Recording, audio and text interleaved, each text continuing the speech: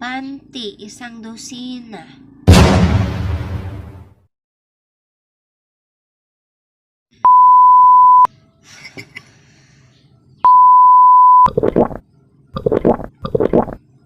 Tao po.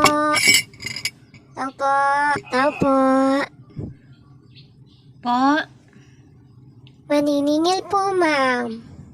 Yung utang mo po. Ano po? Ano po yun? Maniningil na po ko sana sa inutang mo sa akin. Ako may utang? Sa ano po? Yung 1 dosina ng panty, nalimutan mo na ba? Anyari sa'yo? Wala naman ako hinutang ng panty Yan ang hirap sa'yo. Porkit may nakukuha ka na sa akin, paganyan-ganyan ka na lang? Ako nagkautang ng panty. Ano ka ba? Actually, matagal mo yung kinuha sa akin. Kaya nga siguro nalilimutan mo dahil sa sobrang tagal na nasira na yon.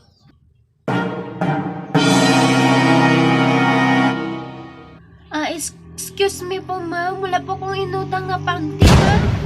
May inutang ka sa akin. Kahit peso hindi mo pa nga nabayaran eh. Ako po, baka po nagkamali po kayo. So ako ba ang may mali? Ano po ba pangalan nakalagay dyan? Sa'yo. Patingin nga ng pangalan. Eto. Last year pa yun. Manilin. Panty, 1 dosina. Kailan po ako nagkautang ng panty? Wala akong utang Bakit may pangalan kang nakalista dyan kung hindi ka umutang? May date pa nga nakalagay dyan eh. Naku po, baka iba po talaga to. Anong iba? Wala po talaga akong utang. Wala akong utang na panty. Ano ka ba? Ma'am, Diretsuhin mo nagkamali nga po ako. talaga kayo. Wala po talaga akong utang. Sabihin mo na lang na wala kang Hindi ko talaga pambayad. babayaran yan dahil wala Huwag akong kang utang. puro Wala palusot. akong inutang Ang dami sa mo pag inyo. sinasabi. At saka, ngayon ko lang kayo nakita dito. Ano ngayon? Ha? Wala po talaga akong Alam mo, utang sobrang sa inyo. galing mo.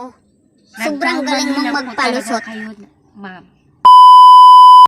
Hindi ko po talaga babayaran yan dahil nagkamali kayo. Wala po akong utang. Wala akong utang sa inyo. Alam mo, mas mabuting ibibigay ko na lang sa'yo yung inutang mo sa akin. Dahil parang nababaliw ka na eh. Ay, mas mabuti.